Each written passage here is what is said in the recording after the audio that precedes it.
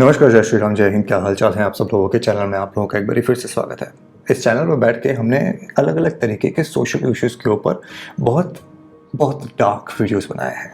चाहे human trafficking हो, prostitution हो, जीबी रोड के बारे में, सोनागाछी के बारे में, कमाटीपुरा के बारे में, थमेल के बारे में, हमने पॉलिटिशियंस के करप्शन के बारे में बात करी है, हमने मर्डर मिस्ट्रीज़ के बारे में बात करी है, हमने भारत के इतिहास में जो हुआ है उसको आपके सामने लाने की कोशिश करी है, सेक्स स्कैंडल्स के बारे में बात करी है, इन सब चीज़ों के बारे में बात करी है। और इसी वजह से इस चैनल के ऊपर एक प्लेलिस्ट बनी जिसका नाम था और नाम है डार्क सीक्रेट्स, जो कि ये जो वीडियो है उसका ही एक पार्ट है। पर आश्चर्यजनक ये है कि 4-4.5 साल हो गए मुझे यूट्यूब करते हुए, पर आज तक कोई एक ऐसा वीडियो नहीं बनाया मैंने जहाँ पे एक ही इंसान के बारे में बात करी जाए, एक व्यक्ति के बारे में बात करी जाए और ये सारे के सारे टॉपिक जो है उसी वीडियो में शामिल कर लिए जाए। यानी कि सेक्स के बारे में भी बात हो, पैसे के बारे में भी बात हो, करप्शन के बारे में बात हो, पॉलिटिक्स के बारे में भी बात हो, ह्यूमन ट्रैफिकिंग के बारे में भी बात हो, अंडरवर्ल्ड के बारे में बात हो, आर्म्स डीलिंग के बारे में बात हो, तंत्र मंत्र के बारे में बात हो। हर वो चीज़ जो हमने अलग अलग वीडियोस में अलग अलग लोगों के बारे में बात करी है वो इस पर्टिकुलर वीडियो में समर्पित हो जाएगी। ऐसा पहली बार हो रहा है। ऑब्वियसली थंबनेल देखकर आप जानते हो कि आज मैं चंद्र स्वामी के बारे में बात करने के लिए आया हूँ। 80 और 90 का वो दशक जो चंद्र स्वामी, जो कि अपने आप को तांत्रिक कहता था और एक सेल्फ प्रोक्लेम्ड गॉडमैन था, वो हर तरीके की एक्टिविटी में शामिल पाया गया था, जो चीज़ें मैंने आपको भी बताई है।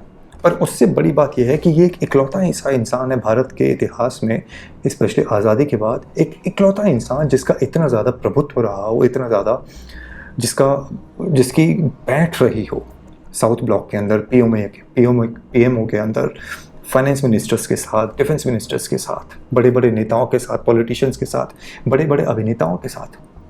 कौन है ये चंद्र स्वामी? कहाँ से पैदा हुआ ये चंद्र स्वामी? आखिर इसके पीछे की कहानी क्या है? और ऐसा क्या कारण है कि भारत में बड़े बड़े जो प्रधानमंत्री बने वो इसके सामने नतमस्तक हो जाया करते थे। कोई इसका या तो दोस्त बन गया या कोई इसका शिष्य बन गया।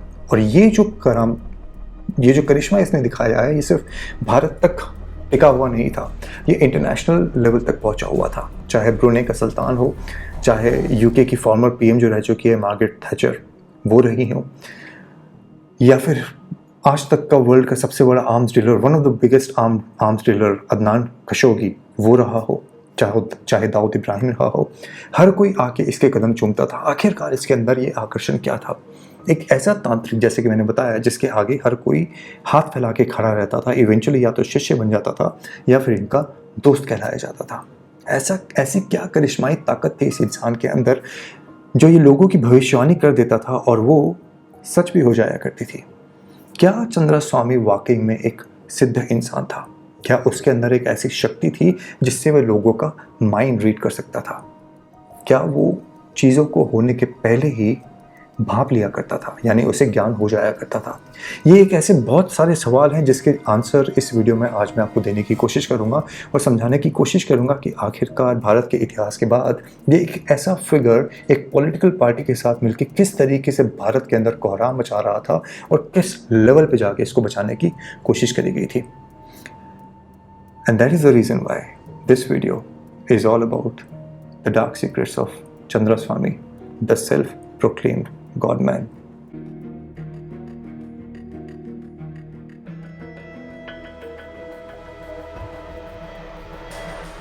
इस कहानी को समझने के लिए इस इंसान को समझना बहुत ज़्यादा ज़रूरी है। इस इंसान की परवरिश कहाँ से हुई, कहाँ से ये निकला, ये आपको जानना बहुत ज़्यादा ज़रूरी है। और इसलिए आपको मैं लेके चलूँगा अपने होम स्टेट राजस्थान, बहरौर, एक छोटा सा ज़िला जो अलवर डिस्ट्रिक्ट के अंदर में आता है। 29 अक्टूबर 1949 को एक साहूकार के घर पे, जिनका नाम धर्मचंद जैन था, उनके यहाँ पे इनका जन्म होता है। एक हृष्ट-पुष्ट बालक का जन्म होता है। इस बालक को नाम दिया जाता है नेमीचंद। ये इंसान अपने शुरुआती दिनों से ही चंद्र स्वामी नहीं था, इसका नाम नेमीचंद जैन था। जैसा कि मैंने बताया, एक साहूकार के घर में पैदा हुआ था राजस्थान के अंदर। पर इनके पैदा होने के कुछ समय बाद ही परिवार जो है बहरौर में कुछ समय बिताने के बाद हैदराबाद शिफ्ट कर जाता है, यानी कि आंध्र प्रदेश शिफ्ट कर जाता है। और यहाँ से इनकी ज़िंदगी में एक बदलाव आना शुरू होता है, जो अब हम विस्तार पूर्वक समझने की कोशिश करेंगे।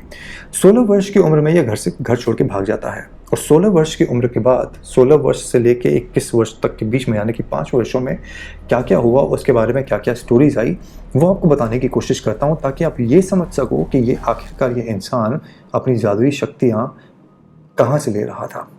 अब ये जो है 16 वर्ष की उम्र में घर से निकलते हैं और 21 वर्ष की उम्र में लोगों के सामने वापस प्रकट होते हैं। और जब प्रकट होते हैं तो इनकी वेशभूषा जो है बिल्कुल एक साधु संत की तरह थी। आते ही इन्होंने, चंद्र स्वामी और इनके जो बाकी फॉलोअर्स, फैंस जो हैं, वो भी ऐसा बताते हैं कि आते ही इन्होंने साधु बनने के बाद सबसे पहले इन्होंने महायज्ञ करवाया। ये जो महायज्ञ था, और ऐसे ही महायज्ञ 26 महायज्ञ जो है ये अगले 4 वर्षों में करने वाले थे। और इनके द्वारा ये कहा गया था कि इन 4 वर्षों में ये 26 महायज्ञ करने के बाद इस पूरी प्रक्रिया को जो है इंटरनेशनल लेके जाया जाएगा। यानी कि इस इंसान की जो नज़र है वो सिर्फ हिंदुस्तान की मार्केट पे नहीं थी, इंटरनेशनल जाने का ऑलरेडी ये डिसीजन ले चुका था। अब चक्कर ये है कि 5 वर्ष से गायब हुए इंसान अचानक 21 वर्ष की उम्र में जब वापस आया था, तो इसने ये कहना शुरू कर दिया था कि मेरे अंदर सुपर नेचुरल पावर्स आ गई है, मैंने सिद्धि प्राप्त कर ली है, मेरे पास चमत्कारी शक्तियाँ आ गई है। इन चमत्कारी शक्तियों का लेकिन इमीडिएटली खंडन किया गया था, और खंडन किसी ऐरे गहरे नथु खैरन ने नहीं किया था। उस समय के एक बहुत प्रसिद्ध एक इकोनॉमिस्ट थे जिनका नाम था मोहन गुरुस्वामी जी।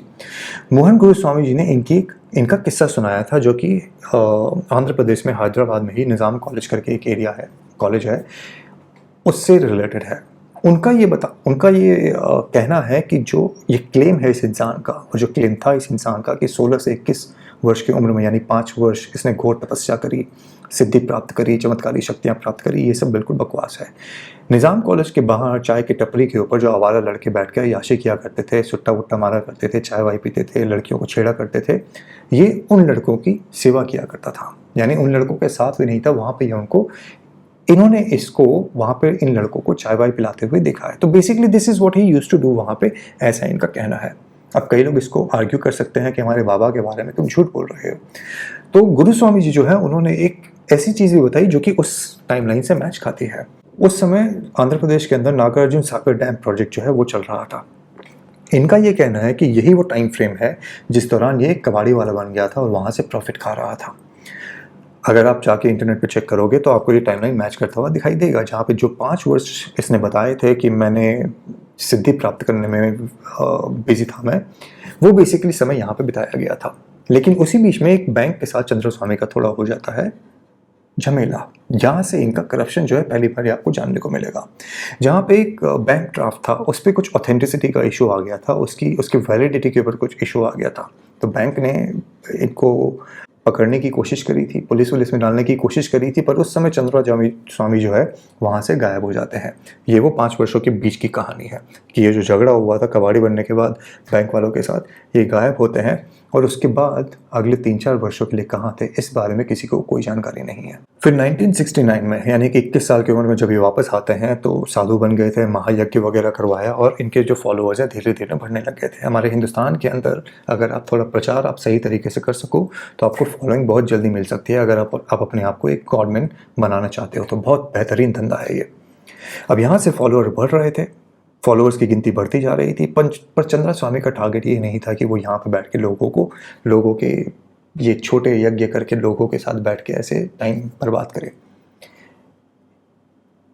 इनकी महत्वाकांक्षा ज़्यादा थी और ये महत्वाकांक्षा जो थी वो राजनेताओं के साथ मिलने की थी। राजनेताओं के ऊपर ही इन्होंने पहले पकड़ बनानी शुरू करी, जो आंध्र प्रदेश था वहीं से शुरुआत करी, क्योंकि वहीं पे इनकी दुकान खुली थी। इसी दौरान इनका दिल्ली आना हुआ और दिल्ली में ये कांग्रेस पार्टी के एक नेता को जाना करते थे, और वो जो नेता है, वो जो इंसान था, उसकी एक बहुत बड़े मंत्री के साथ जान पहचान थी।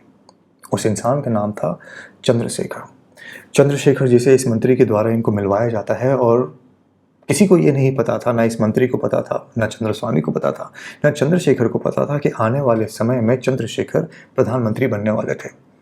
तो कांग्रेस के नेता ने ये मुलाकात करवाई और चंद्रशेखर जी जो हैं वो बाबा को देखते ही बहुत ज़्यादा इम्प्रेस्ड हो जाते हैं। उनकी सुपरनैचुरल सिद्धियां जो हैं, उनका सुपरनैचुरल जो पावर है, उनका जो करिश्मा था, उनका जो ऑरा था, उससे बहुत ज़्यादा इम्प्रेस्ड हो जाते हैं। और जैसे कि मैंने बोला, किसी को कोई आइडिया नहीं था कि ये जो मुलाकात रैंडमली हुई थी ये आगे जाके चंद्रस्वामी के कितने काम आने वाली थी।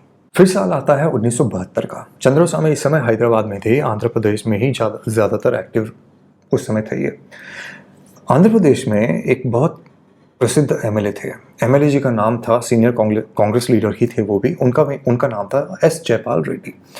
तो एस जयपाल रेड्डी के घर पे पहुंचते हैं और घर पे पहुंचने के बाद कुछ एक पेपर निकालते हैं और पेपर को निकालने के बाद उसके बाद कुछ चौकोर खाने बना देते हैं। फिर 5 पर्चियाँ निकालते हैं और पर्चियाँ जो है वो रेड्डी जी के हाथ में देते हैं और कहते हैं कि आप यहाँ इसके ऊपर 5 सवाल लिखिए। जयपाल रेड्डी जी जो हैं अपने हाथों से उन पेपर जो वो चिट्स बनाई हुई थी उनके ऊपर इंग्लिश में जब सवाल लिखना शुरू करते हैं। आपको ये भी बता दूं यहाँ पे कि चंद्रस्वामी जो है और नेवी चंद जैन जो है हमारा, ना इसे इंग्लिश आती थी ना ये हिंदी में पढ़ लिख सकता था। ये बेसिकली निरक्षर था, इसे कुछ भी पढ़ना लिखना नहीं आता था। पर यहाँ पे मैं आपको एक ऐसी चीज़ बताने वाला हूँ जिसका रहस्य जो है इस वीडियो के अंदर मैं अभी आपको खुलासा नहीं कर पाऊंगा, क्योंकि वो रहस्य इनकी मौत के साथ ही दफन हो चुका है। आज तक किसी को नहीं पता कि आखिरकार चंद्रस्वामी ये चीज़ करता कैसे था। तो हुआ यूँ कि जब ये चिट्ठियाँ जो हैं जयपाल रेड्डी को चंद्रस्वामी के द्वारा बोला गया कि आप इसके ऊपर 5 सवाल लिखिए, तो वो अंग्रेजी में सवाल लिखते हैं और वो सवाल जैसे जैसे लिख रहे थे और उसके बाद जो चंद्रस्वामी ने अभी तक इन चिट्स को नहीं देखा था वो हिंदी में उसका अनुवादन करके उन सवालों को बता रहा था कि आपने ये सवाल लिखा है और इसका जवाब ये है। जयपाल रेड्डी ये सोचते रह गए कि क्या ये बंदा माइंड रीड कर रहा है, क्या इसके पास सच में सिद्धियाँ हैं, क्योंकि मैंने इसके सामने ना कोई शब्द बोला है जिससे ये पता चल सके कि मैंने आखिरकार सवाल लिखे क्या हैं चिट्स के अंदर। यहाँ से चंद्रस्वामी ने अपने करिश्माई होने की नींव रख दी थी। एक बड़े एमएलए के सामने, कांग्रेस के बड़े एमएलए के सामने, जो कि भारत में उस समय रूल कर रही थी पॉलिटिकल पार्टी, उसके सामने उन्होंने अपने करिश्मे को सिद्ध कर दिया था और यहाँ से his life was about to change. जैसे कि मैंने कहा, ये कैसे किया करता था, ये रहस्य चंद्रस्वामी के साथ उसकी कब्र में जा चुका है। इसके बारे में किसी को कोई जानकारी नहीं है। पर जैसा कि ऑब्वियस चीज़ थी, चंद्रस्वामी का आंध्र प्रदेश की पॉलिटिक्स के अंदर एक सिक्का जम चुका था। चंद्रस्वामी का नाम फेमस होना शुरू हो चुका था और अब बारी थी उस समय जो आंध्र प्रदेश के सीएम हुआ करते थे उनसे मुलाकात करने की। और वो सीएम थे नरसिम्हा राव जी, वही नरसिम्हा राव जो खुद आगे जाके प्रधानमंत्री बनने वाले थे। नरसिम्हा राव से मुलाकात हुई थी चंद्रस्वामी की एक उसी महायज्ञ के दौरान में, और वही उन्होंने नरसिम्हा राव को भी अपना जो जादू टोना था वो चिट्ठियों वाला वो करके दिखाया था। और यहाँ से इनकी, अब आप दोस्ती कह लीजिए, शिष्य बन गए थे, या फिर उनके औरा के आगे, उनके जादू के आगे चकाचौंध हो गए थे, कुछ भी कह लीजिए। एक पढ़ा लिखा इंसान नरसिम्हा राव जैसा आज चंद्रस्वामी के सामने नतमस्तक था। यानी कि सिर्फ 2 वर्ष के दौरान में ये दिल्ली पहुंच के चंद्रशेखर से मिल चुका था, जो भी पूरी तरीके से अपनी दोस्ती में नहीं बदली थी, जो रेड्डी साहब थे इनके सामने करिश्मा कर चुका था, और भारत के होने वाले पीएम जो कि इस समय आंध्रा के सीएम थे उनके सामने अपने करिश्मे को उसका परिचय दे चुका था। 2 वर्ष के भीतर Chandraswami from nowhere to being known उस सफ़र को इजीली तय कर चुका था। फिर साल आता है 1973 का। चंद्रस्वामी की उसका विस्तार होना शुरू हो चुका था। दिल्ली में एंट्री हो चुकी थी। हालांकि उस समय जो भारत के प्रधानमंत्री थे इंदिरा गांधी जी, वो उनके खुद एक आध्यात्मिक गुरु हुआ करते थे जिनका नाम धीरेन्द्र ब्रह्मचारी बताया जाता है, और ऐसा कहा जाता है कि वो उनके योगा गुरु थे। But we all know what was the story behind the curtains. Anyways, चूंकि इंदिरा गांधी ऑलरेडी एक आध्यात्मिक गुरु के साथ जुड़ी हुई थी तो वो चंद्रस्वामी को उतना ज़्यादा नहीं मानती थी, पर ये ज़रूर था कि वो चंद्रस्वामी से मिलती ज़रूर थी, क्योंकि कांग्रेस के जो बड़े बड़े लीडर्स थे वो चंद्रस्वामी के झांसे में आ चुके थे and they were blown away. और उस ब्लोन अवे के चक्कर में इंदिरा गांधी से भी इनकी मुलाकात हो जाया करती थी। तो एमएलए से लेके सीएम तक और सीएम से लेके पीएम तक का सफ़र जो है वो कट चुका था, और वो उस सफ़र को तय कर लिया गया था और अचीव भी कर लिया गया था। चंद्रस्वामी की एक विचित्र आदत थी, लेकिन आप लोगों ने, मुझे पता नहीं, लेट 90s में अर्ली 2000 में स्क्रैप बुक नाम की एक चीज़ आई थी जहाँ पे लोग अपने दोस्तों से लिखवाया करते थे चीज़ें। और आप लोगों ने कॉलेजेस के बारे में देखा होगा, कॉलेज ईयरबुक जो बनती है जहाँ पे लोग जो है अपनी फ़ोटोज़ लगाते हैं अपने साथियों के साथ, अपने मित्रों के साथ। उसी तरीके का कुछ शौक़ था चंद्रस्वामी को। चंद्रस्वामी अपने साथ एक एल्बम कैरी किया करता था, और उस एल्बम में क्या था, उस एल्बम में था होती थी वो सारी फ़ोटोज़ जो वो इन पर्सनैलिटीज़ के साथ खिंचवाया करता था। PM, CM, MLA, celebrity, Bollywood, Hollywood, everything, वो सारी की सारी फ़ोटोज़ जो है इस एल्बम में होती थी और इस एल्बम को लेकर वो जगह-जगह घूमता था। एंड फ्रैंकली स्पीकिंग इस एल्बम का इस्तेमाल भी किया करता था लोगों को इम्प्रेस करने के लिए। जिस तरीके से आजकल सोशल मीडिया इन्फ्लुएंसर्स अपने फॉलोअर्स की नंबर दिखाते हैं कि देखो मेरे कितने ज़्यादा फॉलोअर्स हैं, उसी तरीके से चंद्र स्वामी अपनी एल्बम दिखाया करता था कि देखो मैं किस किस को जानता हूँ और ये किस किस को जानता हूँ इनके बहुत ज़्यादा काम आने वाला था, जिसके बारे में आगे हम बात करेंगे। जैसे कि मैंने आपको वीडियो में बताया था कि his intention was never to be domestic, he wanted to go international. और ये इन्होंने 1975 में इन्होंने इसकी नींव डालनी शुरू करी। 1975 में इन्होंने इंदिरा गांधी के जो पीए हुआ करते थे, सेक्रेटरी हुआ करते थे, यशपाल कपूर जी, उनसे लंदन में उस समय जो भारत के डेप्यूटी हाई कमिश्नर थे नटवर सिंह, उनका नंबर लिया और उनको ये कहा कि मैं लंदन जाने वाला हूँ, मैं नटवर सिंह से मुलाकात करूँगा। यशपाल जी ने नंबर दे दिया क्योंकि वहाँ इनका मिलना जुलना नॉर्मल था लोगों के साथ। फिर ये पहुँचते हैं लंदन और लंदन जाके ये नटवर सिंह जी को फ़ोन करते हैं कि मैं आपसे मिलना चाहता हूँ। तो नटवर सिंह जी के रेजिडेंस पे उनका जो गवर्नमेंट अलॉटेड हाउस था, जो उनका ऑफिस भी हुआ करता था, वहाँ पे इनकी मुलाकात का समय जो है वो फिक्स होता है। ये वहाँ पे जाता है, नटवर सिंह इनको अपने यहाँ पे खाने के लिए बुलाते हैं कि आप आइए और मेरी वाइफ के साथ यहाँ पे आप खाना खाइए। नटवर सिंह के घर ये पहुँचते हैं तो चालाकी इन्होंने क्या करी, अपना जो ये करिश्मा दिखाने वाले थे इन्होंने नटवर सिंह को नहीं दिखाया, इन्होंने ये करिश्मा इनकी वाइफ को दिखाया। वही पेपर निकालना, उसके अंदर खांचे बनाना और चिट्स के ऊपर क्वेश्चंस लिखवाना और उन क्वेश्चंस को बता देना और फिर उनके जवाब भी देना। अगेन फिर से कह रहा हूँ, ये रहस्य क्या था, ये कला क्या थी, इवन आई डोंट नो। इस वीडियो में मैं आपको नहीं बताऊंगा वो। And frankly speaking may be he was a God man.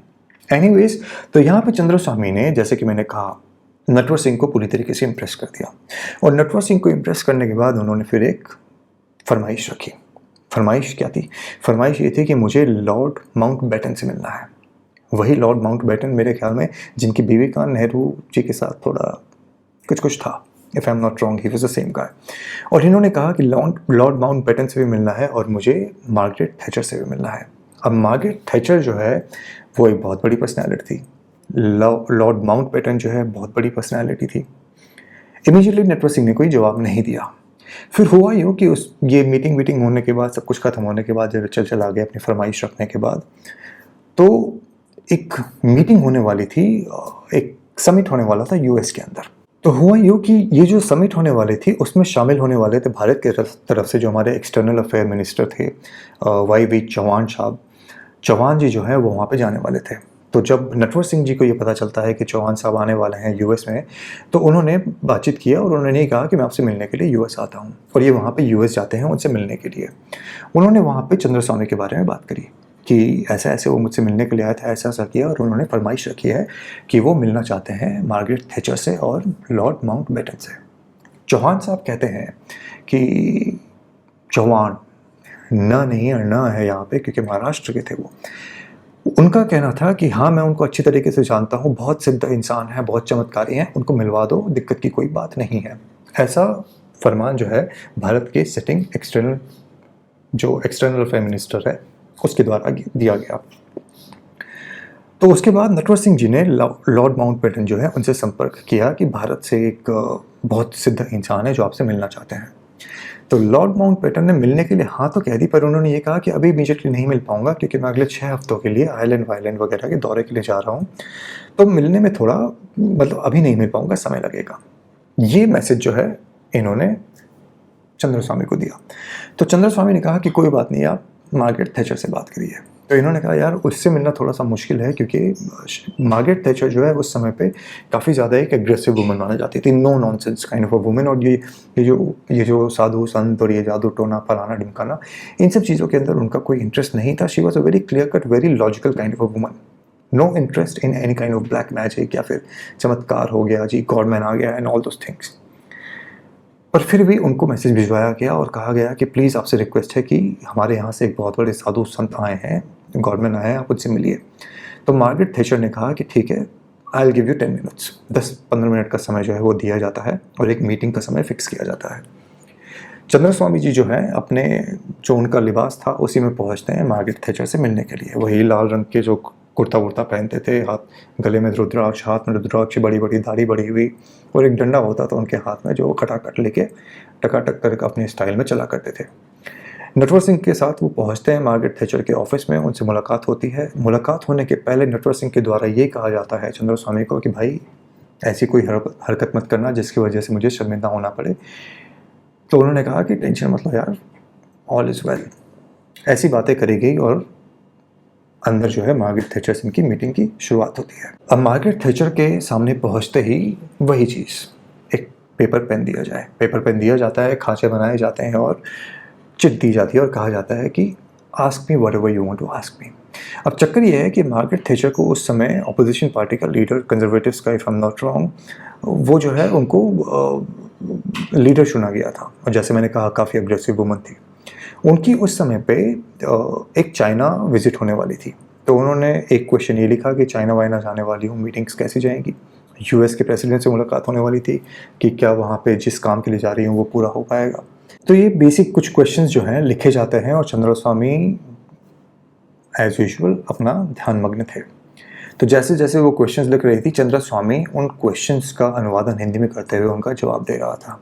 Natwar Singh गौर से मार्गरेट थैचर का रिएक्शन देख रहे थे कि जो महिला पहले बिल्कुल इंटरेस्टेड नहीं थी इस इंसान से मिलने में, वो बहुत ज़्यादा क्यूरियस हो गई थी, बहुत ज़्यादा इंटरेस्टेड सा अब दिखने, उसकी आंखों के अंदर एक क्यूरियोसिटी आ गई थी कि आखिरकार ये कौन इंसान है जो सारी की सारी चीज़ें मुझे एग्जैक्टली उसी तरीके से बता रहा है जो मैं लिख रही हूँ। आखिर इसको कैसे पता कि मेरे ये सवाल होने वाले हैं। शी वॉज ऑस्ट्रक, और यहाँ से मार्गरेट थैचर के ऊपर एक ऑरा जो है एस्टैब्लिश कर दिया गया था। मार्गरेट थैचर जो है छठा सवाल पूछने की कोशिश करती है। तो छठा सवाल पूछने के पहले जब वो पूछने की कोशिश करती है तो चंद्र स्वामी कहता है कि नॉट अलाउड, अब सूर्यास्त हो चुका है, अब मैं आपके किसी सवाल का जवाब नहीं दूंगा। अब नटवर सिंह परेशान कि मार्गरेट थैचर को कैसे बोले कि बाबा जी जवाब नहीं देना चाहते, पर फिर भी कम्युनिकेट किया जाता है। तो वो कहती है कि मैं आपसे और बात करना चाहती हूँ। तो चंद्र स्वामी कहता है कि अगर आपको मुझसे और कोई भी जानकारी चाहिए तो आपको मेरे साथ मतलब नटवर सिंह जी के घर आना होगा, अगली मुलाकात हमारी वहाँ पे होगी, and that is where I am going to tell you whatever you need know. इतनी बड़ी नेता एक डिप्टी हाई कमिश्नर के घर पे क्यों जाएगी? नटवर सिंह सक पकाए, लेकिन फिर से चंद्र स्वामी कहते हैं कि टेंशन मत लो, tell her exactly what I told you. Natwar Singh ये मैसेज कम्युनिकेट करते हैं कि आपको अगले मंगलवार को हमारे घर पे 2:30 बजे आना होगा, और साथ में शर्त ये दी जाती है कि आपको लाल रंग की वेशभूषा में आना होगा, यानी कि लाल कपड़ों में आना होगा। चंद्र स्वामी के द्वारा उनको एक ताबीज़ दिया जाता है और ये कहा जाता है कि आपको इस ताबीज़ को पहन के आना होगा। तो ये ताबीज़ दिया जाता है, रंग का फरमान दिया जाता है, और उस मीटिंग को वहीं पे समाप्त किया जाता है। मंगलवार का वो दिन आता है, मार्गरेट थैचर लाल रंग की वेशभूषा में ताबीज़ पहनकर उस घर पे पहुंचती है, और उनका ऑब्वियस सा सवाल था कि क्या मैं प्रधानमंत्री बनूंगी। तो चंद्र स्वामी ने कहा कि आप प्रधानमंत्री ज़रूर बनेंगी, या तो आप 11 वर्ष के लिए बनेंगी, या 9 वर्ष के लिए, या 13 वर्ष के लिए। ये प्रेडिक्शन जो है, ये भविष्यवाणी करी गई थी। 3-3.5 साल बाद यूके में इलेक्शन होते हैं, 1979 if I am not wrong, 79 में इलेक्शन होते हैं। मार्गरेट थैचर जीतती है, और 1990 तक यानी कि अगले 11 साल तक उनका वर्चस्व जो है वो यूनाइटेड किंगडम के ऊपर था as a prime minister of England, UK. तो जो भविष्यवाणी चंद्र स्वामी ने करी थी वो सही साबित हो चुकी थी, और ये जो भविष्यवाणियाँ हुई थी ये ऑब्वियसली जंगल की आग की तरह इंटरनेशनल मार्केट में ही पहुँचती है, और चंद्र स्वामी को हर कोई जानना शुरू कर देता है कि एक भारत का एक बहुत बड़ा बाबा है जो ऐसी भविष्यवाणियाँ करता है जो आपके जीवन को पलट के रख देगी। चंद्र स्वामी एक मामूली बाबा से एक इंटरनेशनल स्टार बन चुका था, पर यह इंटरनेशनल स्टार उतना सीधा नहीं है जितना आप अभी तक समझ रहे हो। सबसे पहले आपको चंद्र स्वामी की भविष्यवाणी की जो कला है वो कहाँ से आती थी, इसके बारे में थोड़ा सा बता देता हूँ। एक बहुत सीनियर जर्नलिस्ट हुआ करते थे उस टाइम पे, राम बहादुर राय जी। राम बहादुर राय जी ने इस बात का खुलासा किया था कि चंद्र स्वामी अपनी प्रेडिक्शंस कैसे करता है, और उनका ये कहना था कि चंद्र स्वामी को भविष्यवाणी वगैरह कुछ भी नहीं आती, इसके पास कोई सिद्धि वगैरह नहीं है। कनाट प्लेस में हिंदुस्तान समाचार करके एक पेपर हुआ करता था उस टाइम पे, वहाँ पे एक और जर्नलिस्ट थे, एडिटर थे, उनका नाम था रामरूप गुप्त जी। रामरूप गुप्त जी जो हैं, इनको ज्योतिष ज्ञान था। असली ज्योतिष जो थे वो न्यूज़ रूम में बैठे थे और ये पाया गया था कि अक्सर चंद्र स्वामी जो हैं बड़े बड़े लोगों की कुंडलियाँ लेके, उनकी जन्म तिथि वगैरह लेके इनके पास पहुंचा करते थे, कुंडली तैयार करवाया करते थे, प्रेडिक्शंस दिया करते थे और फिर उन लोगों के सामने जाके उन प्रेडिक्शंस को डिलीवर किया करते थे। तो basically he was a con man जो दूसरों से कुंडली तैयार करवाता था, उस दूसरे इंसान से, रामरूप गुप्त जी से, और वहाँ से एक नोटपैड की तरह अपना एक पॉइंटर्स लेके जाता था और लोगों से मीटिंग करके उनको बता देता था कि आपके भविष्य में ये होने वाला है। मार्गरेट थैचर के साथ भी यही किया गया था। अब हमारे जो गोरे हैं या फिर हमारे जो भारत के अंधभक्त जो थे उस समय के, वो इन सब चीज़ों को मानते जा रहे थे और वो या तो इसके दोस्त बन रहे थे या इनके शिष्य बनते जा रहे थे। पर दोस्ती का ये आलम सिर्फ पॉलिटिक्स तक नहीं टिका हुआ था, पॉलिटिक्स के बाहर भी अब पाँव विस्तार करने का समय जो है वो आ चुका था। उस समय एक इंटरनेशनल आर्म्स डीलर हुआ करता था, one of the richest man in the world ऐसा कहा जाता है, अदनान खशोगी। अदनान खशोगी के साथ जो मुलाकात होती है चंद्र स्वामी की, वो न्यूयॉर्क में हुई थी, यूएसए के अंदर। और ये चंद्र स्वामी वही इंसान है जिसने अदनान खशोगी को दाऊद इब्राहिम के साथ मिलवाया था। इन दोनों के कनेक्शन क्या है उसका और उसका एंड रिजल्ट क्या था, उसके बारे में आगे बात करेंगे। बट ब्रूने का जो सुल्तान था वो भी इसका शिष्य था, शिष्य यानी कि इसका दोस्त था।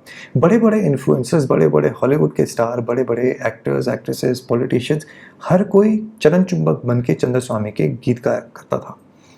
चंद्र स्वामी ने एक बहुत बड़ा नेटवर्क फैला रखा था। फिर साल आता है 1982 के आसपास का।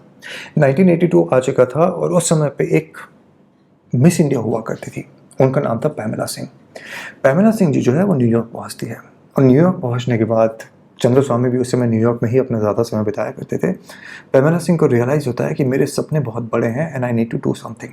वो वहाँ पे रहना चाहती थी, काम करना चाहती थी, बहुत सारा पैसा कमाना चाहती थी। तो वो पहुँचती है चंद्र स्वामी के पास, लेकिन चंद्र स्वामी के पास पहुँचाने वाला कोई नॉर्मल इंसान नहीं था, नेपाल का एक डिप्लोमेट था। उसने मुलाकात करवाई थी पैमेला सिंह की, एक हिंदुस्तानी की, एक दूसरे हिंदुस्तानी के साथ। वहाँ पे पहुँचने के बाद उसने बोला था, Baba ji I want to work for you, और बाबा मतलब I want to work. Chandraswami के कॉन्टैक्ट पैमेला सिंह इस्तेमाल करना चाहती थी और पैमेला सिंह का इस्तेमाल चंद्र स्वामी करना चाहते थे। तो चंद्र स्वामी ने पैमेला सिंह को बना दिया अपना पीआर, अपना एक इमेज कंसल्टेंट टाइप्स की, आज से आप हमारे कॉर्पोरेट कम्युनिकेशन को संभालेंगी, हमारे पीआर को संभालेंगी। यहाँ से पैमेला सिंह की जो ज़िंदगी के अंदर एक बदलाव आना शुरू होता है, जहाँ पे अब वो बड़े बड़े लोगों से मिलना शुरू हो चुका था। उनका बड़े बड़े लोगों से मिलना शुरू हुआ तो ऑब्वियसली उसी तरीके का पैसा मिलना शुरू हुआ। और ये जो पैसा किस कीमत पे मिलने वाला था, इसके बारे में पैमेला सिंह ने फिर आगे इंटरोगेशन में बताया, जब इवेंचुअली चंद्र स्वामी के ऊपर केसेस दर्ज किए गए थे। कहा यह जाता है और कहा यह गया पैमेला सिंह के द्वारा अपनी इंटरोगेशन में कि मुझे एज अ सेक्स टॉय इस्तेमाल किया जाता था, as a doll, as a sex doll, as a sex deal. यानी कि जो भी डील चंद्र स्वामी की होती थी किसी पॉलिटिशियन से, किसी नेता से, किसी अभिनेता से, तो उसमें पैमेला सिंह को एज अ गिफ्ट दिया जाता था, for a night, for 2 nights, for 3 nights, जो भी उस समय की डील हुआ करती थी। अब चक्कर ये है कि पैमेला सिंह से अगर कोई ये पूछता है, अगर ये पूछा गया कि आखिरकार, और शायद पूछा भी गया, तो आप उनके साथ क्यों थी जब आपका शारीरिक शोषण हो रहा था, तो उन्होंने ये कहा कि चूँकि चंद्र स्वामी इतना ज़्यादा नॉलेजेबल था, ही न्यू एवरीथिंग, कहाँ पे क्या होने वाला, मैं डरी हुई थी और अपनी जान, अपने फ्यूचर को ध्यान में रखते हुए मेरी हिम्मत नहीं हुई कि मैं अपना मुंह खोलूं। अब फ्रैंकली स्पीकिंग ये बहुत ही वाहियात एक्सक्यूज़ है एक ऐसी महिला के द्वारा जो मिस इंडिया रह चुकी थी, बट फिर भी एक बाबा के चक्कर में फंसी हुई थी, सिर्फ इसलिए क्योंकि उसे पैसे से प्यार था। Let's be very honest about it. यहाँ पे सिर्फ और सिर्फ खुद का लालच था जो उसे बाबा के साथ टिकाए हुए था। शारीरिक शोषण अगर हो रहा था, she could have easily walked away, but she didn't, क्योंकि अगर वो निकल जाता तो फिर दिक्कत हो जाती, जिंदगी में पैसे की कमी हो जाती। पैमेला सिंह चंद्र स्वामी का इस्तेमाल कर रही थी, उसके कॉन्टेक्ट्स का, और चंद्र स्वामी पैमेला सिंह का इस्तेमाल कर रहे थे। That is the whole crux of the story. अब यहाँ पे आते हैं 1982 से थोड़ा आगे बढ़ते हैं और नरसिम्हा राव की तरफ बढ़ने की कोशिश करते हैं, क्योंकि नरसिम्हा राव का अब जो रोल है इनकी ज़िंदगी के अंदर बढ़ने वाला है। चंद्र स्वामी जी जो हैं वो पहुंचते हैं लंदन, और लंदन में एक पिकल किंग हुआ करते थे, यानी अचार का धंधा करने वाले एक बहुत हमारे बड़े इंसान, जिसका नाम था लक्कू भाई पाठक। इनकी मुलाकात होती है यहाँ पे, और एक मिडलमैन था इनके बीच में जिसका नाम था विनोद भट्ट। विनोद भट्ट ने इनकी मुलाकात करवाई थी, ठीक है जी। यहाँ पे एक होने वाला था गेम, जो आपके लिए जानना बहुत ज़्यादा इंपॉर्टेंट है। विनोद भट्ट के द्वारा लखूभाई पाठक से मिलने के बाद चंद्रस्वामी जी के द्वारा इनको अपनी एल्बम दिखाई जाती है कि देखो जी, इंदिरा गांधी के साथ फ़ोटो, भारत के प्रेसिडेंट ज्ञानी जेल सिंह जो हैं उनके साथ फ़ोटो, नरसिम्हा राव के साथ फ़ोटो, इसके साथ फ़ोटो, उसके साथ फ़ोटो, हर किसी के साथ फ़ोटो जो है दिखाई गई। और उन्होंने ये कहा लखूभाई पाठक को कि भारत में हम बड़े-बड़े प्रोजेक्ट करने वाले हैं और आपको कॉन्ट्रैक्ट दिलवा देंगे वहाँ पे, क्योंकि मेरी पहुँच जो है भारत में बड़े-बड़े लोगों के साथ है और नरसिम्हा राव अच्छे खासे पोस्ट पे थे उस टाइम पे। तो ये इम्प्रेशन जो है बहुत ईज़ी था एस्टैब्लिश करना और उसको एस्टैब्लिश कर दिया गया। 1983 में यूएस के एक मैनहट्टन के एक होटल में चंद्रस्वामी रुके हुए थे और यहाँ पे इन्होंने पाठक जी की मुलाकात करवाई। उस समय वहाँ पर आए हुए एक इंसान से जिसका नाम था नरसिम्हा राव। नरसिम्हा राव के बारे में पाठक ने खुद अपने इंटरोगेशन जब हुई तो उन्होंने विस्तृत तरीके से जानकारी दी थी कि चंद्रस्वामी ने नरसिम्हा राव से मुलाकात करवाई थी कि ये हमारे मित्र हैं भारत सरकार में, ये आपको बड़े बड़े कॉन्ट्रैक्ट्स दिलवाने में मदद करेंगे। डील वहाँ पे ये हुई कि आपको $1 मिलियन का इन्वेस्टमेंट करना पड़ेगा और लखूभाई पाठक जी से $1 मिलियन जो है लिए जाते हैं। ये अलग बात है कि 1983 में ये डील होने के बाद जो नरसिम्हा राव ने खुद कहा था कि कोई टेंशन की बात नहीं है, स्वामी जी ने कह दिया काम हो जाएगा, ये पाठक जी ने अपने इंटरोगेशन में बताया है। ये डील होने के बाद कई वर्ष बीत गए, वर्षों बीत गए, पर ना वो फैक्ट्री डली, ना वो पैसा वापस हुआ और पिकल किंग का काट दिया गया। चंद्रस्वामी का वर्चस्व बढ़ता जा रहा था, उनके ऊपर कोई रोक टोक किसी भी तरीके की नहीं थी, इंटरनेशनली भी और भारत के अंदर तो ऑब्वियसली था ही था। पीएमओ ऑफिस तक इनकी जान पहचान थी। अब चक्कर ये है कि बीच में एक अलग इंसान की सरकार आती है। ये मेरे ख्याल में 1989-1990 के आसपास की बात है जब वीपी सिंह की सरकार बनती है। अब VP Singh was one of those few people besides Narasimha Rao और चंद्रशेखर वाले एक सीरीज़ के दौरान में जो चंद्रस्वामी को पसंद नहीं करते थे, किसी भी तरीके से इनसे इंप्रेस्ड नहीं थे। पर वीपी सिंह का कार्यकाल जो है वो ज़्यादा समय तक चला नहीं था। आई थिंक 1-1.5 साल तक का टेन्योर था उनका और उसके बाद वो हट जाते हैं। और उनके हटने के बाद, वीपी सिंह के हटने के बाद पीएम कौन बनता है? वही चंद्रशेखर जिससे 1971 में चंद्रस्वामी मिल चुके थे और जिनके साथ इनकी दोस्ती जो है वो 20 वर्ष पुरानी थी। आलम ये था कि जो पीएमओ ऑफिस होता है वहाँ पे बिना किसी सिक्योरिटी चेक के, यानी कि चंद्रस्वामी जब जाते थे तो उनका सिक्योरिटी चेक भी नहीं किया जाता था, वो बिना किसी रोक टोक के आराम से पीएमओ ऑफिस में घुस सकते थे और जब मन आया पीएम के ऑफिस में जाके बैठ जाते थे। 1991 में फिर पीएम बनते हैं नरसिम्हा राव। तो 1991 में नरसिम्हा राव के पीएम बनने के बाद चंद्रस्वामी का एक आश्रम बनाया जाता है कुतुब इंस्टीट्यूशनल एरिया में। अगर आप दिल्ली से भली भांति परिचित हो तो कुतुब मीनार के पास का एरिया है, one of the most expensive areas in new Delhi. वहाँ पे इनका आश्रम बनाया जाता है और इनके आश्रम को उसको नाम दिया जाता है विश्व धर्मयतन संस्थान। आपको ये भी बता दो कि इस आश्रम को बनाने की जो ज़मीन है, जो प्लॉट है, वो 1980 में इंदिरा गांधी के द्वारा इनको समर्पित किया गया था कि ये लीजिए प्राइम एस्टेट। अब नरसिम्हा राव के पीएम बनने के बाद काफ़ी हलचल हुई थी उस समय पे, जिसके बारे में अब हम थोड़ा बात करने की कोशिश करेंगे, क्योंकि ये वो समय है जहाँ पे भारत के अंदर पैसे की कमी हो गई थी। भारत एक ऐसे दौर से गुजर रहा था जहाँ पे भारत को सोना गिरवी रखने की नौबत तक आ चुकी थी। भारत बेसिकली बैंकक्रप्ट हो चुका था और भारत के पास सिर्फ उतना ही पैसा था जिससे वो 2 से 3 हफ्तों तक भारत की पॉपुलेशन का ध्यान रख सकता था और उसके बाद हमारे पास कोई भी पैसा नहीं था। नरसिम्हा राव परेशान, किया जाए तो क्या किया जाए। तो चंद्रस्वामी उनके सामने आते हैं और उन्हें कहते हैं कि आपकी समस्या का समाधान मैं चुटकी में कर सकता हूँ। तो नरसिम्हा राव ने पूछा कि ऐसा कौन सा समाधान है। तो चंद्रस्वामी के द्वारा ये कहा गया कि ब्रुनेई के जो सुल्तान है वो हमारी मदद करने के लिए तैयार है, वो आप जितना पैसा बोलोगे आपको देने के लिए तैयार है। नरसिम्हा राव इस चीज़ के लिए तैयार हो जाते हैं। आपको ये जानकर आश्चर्य होगा कि एक प्लेन तक रेडी कर दिया गया था, वो टर्मिनल पे खड़ा था जाने के लिए ब्रुनेई, जहाँ पे प्लेन को भर के वहाँ से कैश लाया जाने वाला था। एक ऐसा इंसान जो भारत को एक दूसरे देश से पैसा दिलवाने वाला था, ये इसका रुतबा था। पर भला हो उस समय के हमारे फाइनेंस मिनिस्टर जो होते थे मनमोहन सिंह जी, भगवान उनकी आत्मा को शांति दे, मनमोहन सिंह जी ने नरसिम्हा राव को समझाया कि किसी एक ऐसे देश से पर्सनल लेवल पे पैसा लेना सही नहीं होगा, क्योंकि वो चाहे कोई टर्म्स एंड कंडीशन अभी ना रख रहे हों, पर इसके पीछे कोई ऐसा गेम हो सकता है जिससे हम परिचित ना हों और भारत के लिए ये गलत हो सकता है। उस स्टेप को कैंसिल किया जाता है और वहाँ से भारत का जो लिबरलाइजेशन का जो पॉलिटिक्स है और फाइनेंशियल इंस्टीट्यूशंस में जो चेंज आने शुरू हुए, वो कहानी वहाँ से शुरू हुई थी।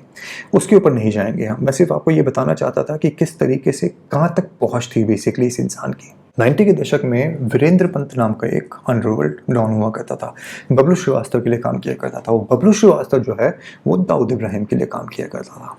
कनेक्शन देख रहे हो यहाँ पे। तो वीरेंद्र पंत जब पकड़ा गया था तो उसने सीबीआई को पूछताछ के दौरान बताया था कि 1990 के दशक में स्टार्टिंग में बबलू श्रीवास्तव जो है दाऊद इब्राहिम के लिए काम किया करता था। पर 1993 के जो बॉम्बे ब्लास्ट हुए थे उसमें झड़प के बाद इनके रास्ते अलग हो गए थे। बबलू श्रीवास्तव अलग काम करता था, वीरेंद्र पंत उसके साथ जुड़ा हुआ था और दाऊद इब्राहिम अलग हो चुका था। पर दाऊद इब्राहिम के जो गुर्गे थे, उसके जो लौंडे लफाड़े थे, उसके जो गुंडे थे, उनको चंद्रस्वामी के आश्रम में पनाह दी जाती थी। वहाँ पे उनको रखा जाता था, छुपाया जाता था, खिलाया पिलाया जाता था, पैसे दिए जाते थे, फंडिंग करी जाती थी।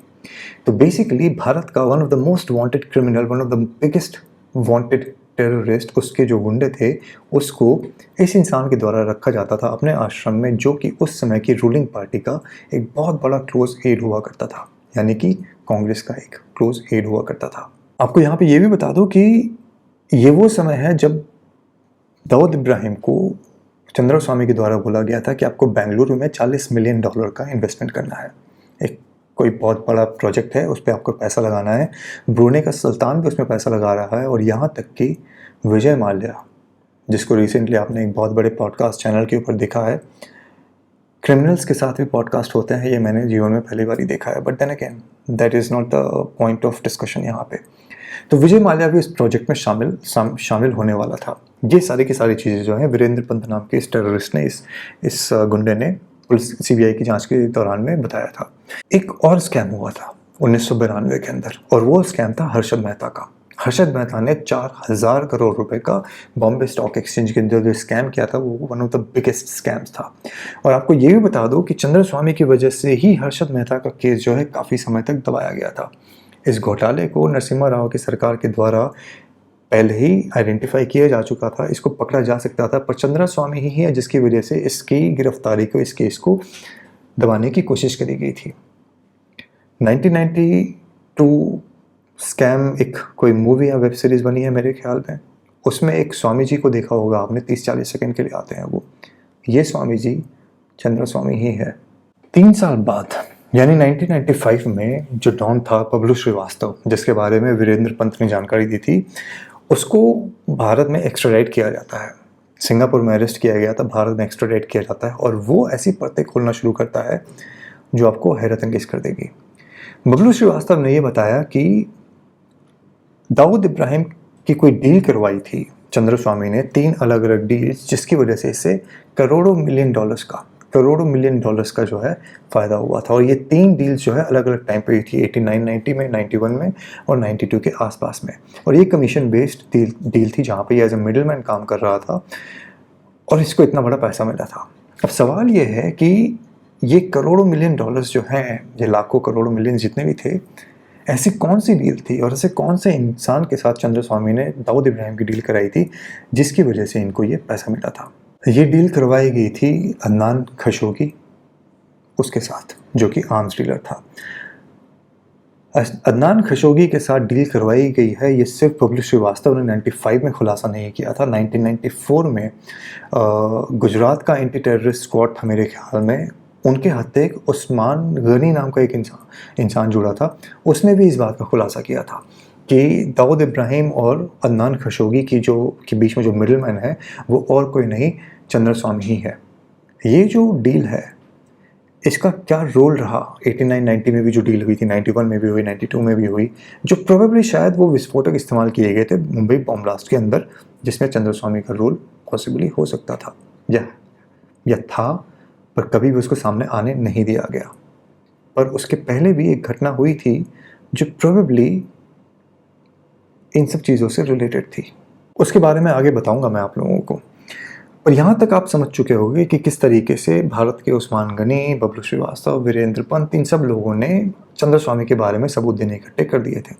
चंद्रस्वामी का डाउनफॉल जो है अभी तक लेकिन आया नहीं था। और आपको इस वीडियो के अंत में जो एंड होगा इस इंसान का, उसको सुन के आपको बेसिकली हंसी आएगी। अभी तक ये इंसान इतनी बड़े टेररिस्ट लोगों के साथ जुड़ा हुआ था, इतने बड़े पॉलिटिशियंस या जो भी करप्शन इसने किए थे उसमें जुड़ा हुआ था।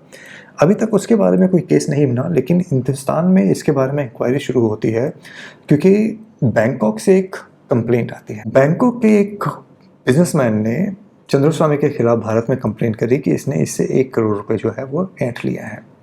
तो इंटरनल सिक्योरिटी के उसमें मिनिस्टर हुआ करते थे राजेश पायलट, आपने नाम सुना होगा उनका। उन्होंने आदेश दिया कि चंद्रस्वामी के ऊपर एक्शन लिया जाए, इनके खिलाफ ये जो कंप्लेंट आई है उसके ऊपर एक्शन लिया जाए। नरसिम्हा राव प्राइम मिनिस्टर थे, तो आपको ये जानकर आश्चर्य होगा कि चंद्रस्वामी के ऊपर तो एक्शन हुआ नहीं, पर कुछ ही समय बाद, 1 आध महीने में ही मेरे ख्याल में, राजेश पायलट का उस पर्टिकुलर पोस्ट से तबादला करा दिया गया था। बड़ी बड़ी एजेंसियां वो नहीं कर पाई जो एक PIL ने कर दिया। 1996 में एक PIL फाइल करी जाती है सुप्रीम कोर्ट के अंदर चंद्रस्वामी के अगेंस्ट में।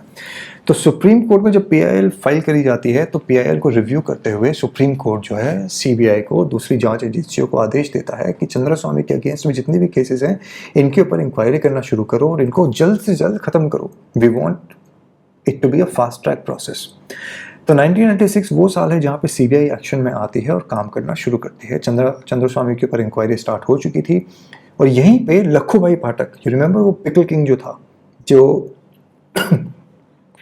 नरसिम्हा राव से मिलके भारत के अंदर वो न्यूज़पेपर पल्प वाला जो सीन था उसको करने वाला था, वो केस भी सामने आता है। और लखूभाई पाठक का जो केस है वो basically nail in the coffin साबित होने वाला था। Out of everything, out of terrorism and everything, this was the case which was sure shot case जो कि चंद्रस्वामी का डाउनफॉल बनने वाला था। हर्षद मेहता का केस इनको नहीं फंसा पाया, जो सेक्सुअल चीज़ें इन्होंने करी वो नहीं हो पाई, जो पॉन्जी स्कीम्स लड़ाई वो नहीं कर पाई, बट एक फ्रॉड का केस जो है वो इनको लेके डूब जाता है।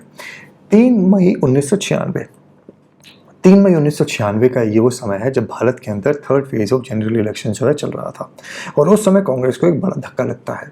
धक्का क्या लगता है? चंद्रस्वामी जो है उनको फेरा के अंतर्गत में उनको अरेस्ट कर लिया जाता है। आउट ऑफ एवरीथिंग ओनली फेरा। वुड यू हैव थॉट कि इतने बड़े बड़े कांड करने वाला इंसान एक फेरा केस में पकड़ा जाएगा? कांग्रेस को एक बहुत बड़ा धक्का लगा था, पर अभी असली धक्का जो है वो आना बाकी था। जब चंद्रस्वामी को अरेस्ट किया गया तो इनके आश्रम पे इनकम टैक्स द्वारा रेड डाली गई और यहाँ पे अलग अलग डॉक्यूमेंट्स मिलते हैं, असली डॉक्यूमेंट्स मिलते हैं जो कि इन्होंने अलग अलग लोगों के साथ किए थे। वो सारे फ्रॉड को एक्सपोज करते थे। चंद्रस्वामी की मित्रता किन लोगों के साथ थी, अदनान खशोगी के साथ इनके क्या रिश्ते थे, ये सारी चीज़ों का पर्दाफाश हो चुका था। पर मैंने आपको क्या कहा, एक बहुत गहरी चीज़ जो है वो सामने आने वाली थी। एक कमीशन बिठाया जाता है, जैन कमीशन। जैन कमीशन को हेड कर रहे थे मिलाप चंद जैन और 1997 में उन्होंने अपनी रिपोर्ट पेश करी थी और उनका ये दावा था और इस रिपोर्ट में ये कहा गया था कि राजीव गांधी की हत्या में चंद्रस्वामी का हाथ भी है। ये आरोप इसलिए लगाए गए थे क्योंकि अदनान खशोगी के साथ जो डील इसने दाऊद इब्राहिम की करी थी, उसके अलावा इसने LTTE के साथ भी अदनान खशोगी की डील करवाई थी। पैसों का लेन देन हुआ था, आर्म्स पहुंचाए गए थे और यही वो LTTE के टेररिस्ट थे जो हिंदुस्तान आते हैं और भारत के फर्स्ट फैमिली के एक बहुत बड़े सपूत के चीथड़े उड़ा देते हैं पब्लिक सभा के अंदर। हु इज टू से कि चंद्रस्वामी ने जो डील्स करवाई थी LTTE और खशोगी के बीच में और वहाँ जो हथियार उनको मिले थे उनका इस्तेमाल नहीं किया गया था भारत के सपूत को उड़ाने में। सुप्रीम कोर्ट ने, उस समय चंद्रस्वामी जेल में हुआ करते थे, सुप्रीम कोर्ट में, जेल में तो क्या थे, तिहाड़ जेल में जब इनको भेजा गया तो वहाँ पे भी सारी सहूलियत वगैरह सब कुछ थी। और आपको ये भी बता दूं कि इनको इजीली बेल भी मिल गई थी। सिर्फ ये कह दिया गया था कि आप देश के बाहर कहीं नहीं जा सकते हैं। चंद्रस्वामी का डाउनफॉल जो है शुरू हो चुका था। तिहाड़ जेल से बाहर निकल के वहाँ भी सहूलियत मिल रही थी, बाहर भी आके रह रहे थे, लेकिन पावर जो है धीरे धीरे ख़त्म हो चुकी थी। साम्राज्य जो है सिमटने के कगार पे आ चुका था। इनके द्वारा, सुप्रीम कोर्ट के द्वारा इनको क्या आदेश दिया गया पता है? For such a big man कि आपको 9 करोड़ रुपए का फाइन देना है।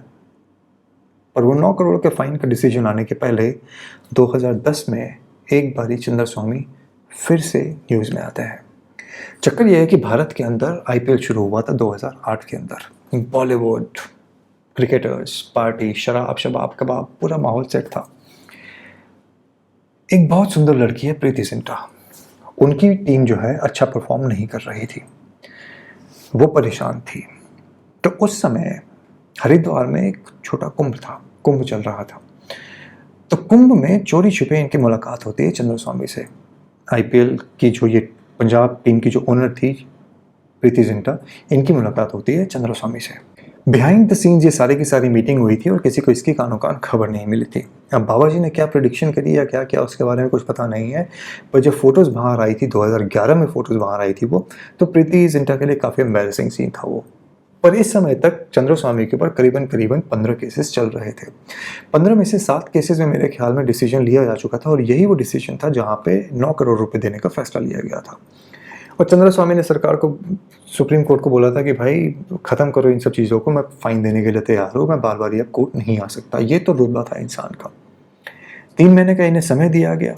पर आपको ये जानकर आश्चर्य होगा कि एक इंसान जो पहले करोड़ों में खेला करता था, उसके पास अब 9 करोड़ रुपए भी नहीं थे। और आपको ये भी बता दूं कि ऐसा कहा जाता है, और जब मैं बहुत छोटा था तो मैंने ये किस्से सुने हैं एक्चुअली में, कि चंद्रस्वामी जिस बंगले में रहता था दिल्ली के अंदर, वहाँ पे हर दिन हर रात ऐसे कई बोरे निकला करते थे कैश के, जो कि किसी मंत्री के घर, इस मंत्री के घर, पीएमओ के घर, इधर घर उधर घर, हर जगह भेजे जाते थे। ये इंसान इतना अमीर था, पर इसके पास अब 9 करोड़ रुपए नहीं थे सुप्रीम कोर्ट में एज अ फाइन भरने के लिए। चोर हमेशा चोर ही रहता है। अपने फाइन्स को भरने के लिए बाबा ने एक आखिरी अटेम्प्ट मारा, जहाँ पे 2014 में एक खबर आई थी, एक व्यापारी ने इनके ऊपर आरोप लगाया था कि इन्होंने कोई 3-4 करोड़ रुपए के रत्न जो है, जेम स्टोन्स जो हैं, वो इनसे ऐंठ लिए हैं। ये ऐसी कंप्लेन करी गई थी। उसके बाद चंद्रस्वामी का नाम जो है खामोशी से एक अंधेरी गुफा की तरफ चला जाता है। If I am not wrong 2017 में 2017 के में 69 साल की उम्र के आसपास में इनका निधन होता है, जहाँ पे मल्टीपल ऑर्गन फेलियर की वजह से मर जाते हैं। पर भक्तों का ऐसा विश्वास था कि उनका ये मानना था कि बाबा तो मर ही नहीं सकते क्योंकि गॉड सेंड है, तो उन्होंने ये कहा कि बाबा मरे नहीं हैं, उन्हें पॉइजन दिया गया है। इस कहानी को भी काफ़ी प्रोपोगेट किया गया कि बाबा मर ही नहीं सकते, इन्हें तो पॉइजन दिया गया है। चंद्रस्वामी के आखिरी दिन अकेले कुछ अंध भक्तों के साथ हॉस्पिटल के बेड में भी थे। एक ऐसी मौत जिसके शायद वो हकदार थे। हालांकि ऐसा कहते हैं कि किसी की मौत के बारे में कुछ नहीं कहा जाना चाहिए, बट फ्रैंकली स्पीकिंग, जो इंसान इतना ज़्यादा कुकर्मी रहा हो, उससे कोई सिंपैथी तो शो नहीं करी जा सकती। और एक ऐसी पॉलिटिकल पार्टी, एक ऐसा परिवार, एक ऐसा साम्राज्य जो एक ऐसे इंसान को लेके भारत के पॉलिटिकल सिस्टम की, कॉन्स्टिट्यूशन की, पीएमओ के ऑफिस की, डिफेंस मिनिस्ट्री के ऑफिस की धज्जियां उड़ा रहा था, उसको हम कैसे सर आंखों पर लेके बैठते हैं या बैठे हैं आज तक? ऐसी चीज़ों का आंसर ऐसी वीडियो के अंत में दे पाना बहुत ज़्यादा मुश्किल है। The crux of the story is कि बाबा जी के जितने भी किस्से मैंने आपको बताए हैं, इससे कई ज़्यादा बड़े बड़े किस्से आपको बड़े बड़े पॉलिटिशियंस की किताबों में भी मिलेंगे, और ऐसे कई बड़े बड़े किस्से हैं जिनको आपके सामने कभी आने नहीं दिया जाएगा। वो इसलिए क्योंकि इस हमाम में सभी नंगे हैं। That is the reality of politics, glamour, money and power.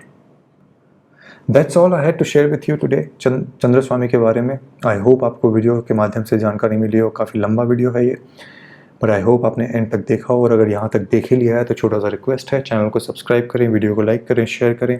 Like करने पर अगर हाइप का ऑप्शन आता है पॉपअप, हाइप पे क्लिक करें।